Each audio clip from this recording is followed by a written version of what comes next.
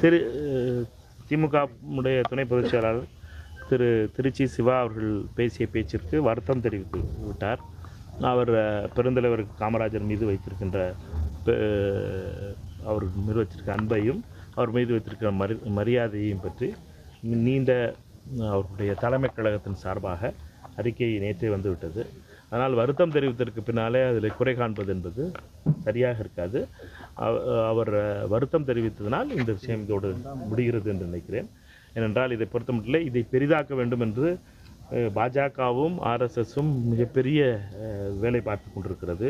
அவர்களை பொறுத்தமட்டிலே திமுகவிற்கும் காங்கிரஸுக்குமான உறவை இந்தியா கூட்டணியில் விரிசலை உருவாக்க வேண்டும் என்பதற்காக தொடர் முயற்சியிலே ஆர்எஸ்எஸும் பாஜகவும் தொடர்கிறது. அதனால் இன்னைக்கு தான் பாஜகக்காரர்களுக்கு அந்த செய்தியே வந்திருக்கு. என்னன்னா, காமராஜர் இப்படி பேசிட்டாரு திருச்சி சிவான்னு சொல்லி முந்தா நாள் பேசினார். பாஜக நண்பர்களுக்கு சொல்லிக்கிற விரும்புகிறேன். நேற்று காங்கிரஸ் கட்சியினுடைய சார்பாக நாங்கள் எல்லோரும் அதுக்கு கண்டனம் தெரிவிச்சிட்டோம். நேற்று மாலை அவர் அதற்காக வருத்தமும் தெரிவிச்சிட்டார். படம் முடிஞ்சதுக்கப்புறம் இப்போ அண்ணாமலை எதிர்த்து உட்காந்து அது பேச ஆரம்பிக்கிறாரு. தமிழிசை அக்கா எதிர்த்து உட்காந்து பேச ஆரம்பிக்கிறாங்க. இப்போ ரொம்ப வருத்தப்படுறாங்களா எல்லாரும். இவர்களுடைய வருத்தம்லாம் அந்த ஆமை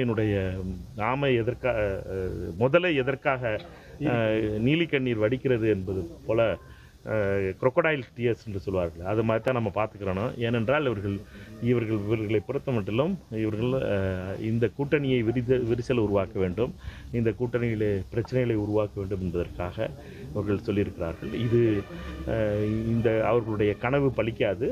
பாஜக ஆர்எஸ்எஸ் வெறுப்பு அரசியலை முற்றுப்புள்ளி வைப்பதற்காக ராகுல் காந்தி அவர்களும் அண்ணன் தளபதி அவர்களும் ஸ்டாலின் அவர்களும் தொடர்ந்து இந்தியா கூட்டணியுடைய ஒருமித்த கருத்தோடு செயல்படுகிறோம். எங்களை பொறுத்த மட்டிலே வருகின்ற 19ஆம் தேதி டெல்லியிலே நடக்கப் போகின்ற அந்த கூட்டத்திலும் தமிழக முதலமைச்சர் கலந்து கொள்ள வேண்டும் என்பதற்காக நேற்று எதிர்க்கட்சித் தலைவர் ராகுல் காந்தி அவர்கள் அவருடைய தொலைபேசியில் அழைத்து பேசியிருக்கிறார். அதனால் எங்களுடைய உறவு தெளிவாக இருக்கிறது. பெருந்தலைவர் காமராஜர் அவர்கள் என்பது எங்களுடைய அடையாளம், தமிழகத்தினுடைய அடையாளம் மட்டுமல்ல, இந்தியாவினுடைய அடையாளம், ஏழ்மையினுடைய ஒரு நேர்மையான அரசியல்வாதிக்கான அடையாளம்.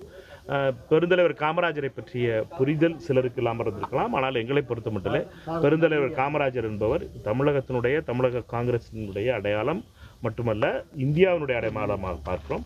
அவரை போற்றுவதும் அவரை போற்றி அவருக்காக அவருடைய புகழை பாடுவதும் ஒவ்வொரு காங்கிரஸ்காரனுடைய ஒவ்வொரு தமிழனுடைய கடமை என்றும் பார்க்கிறோம். திமுக காங்கிரஸ் இடையே விரிசல் ஏற்படுத்த பாஜக முயற்சி செய்து வருகிறது என்று மாணிக்கம் தாக்கூர் எம்பி கடுமையாக கண்டனங்களை பதிவு செய்த அந்த நேரடி காட்சிகளை பார்த்தோம். உடனுக்குடன் செய்திகளை தெரிந்து கொள்ள சன் நியூஸ் பெல் ஐகானை கிளிக் பண்ணுங்க.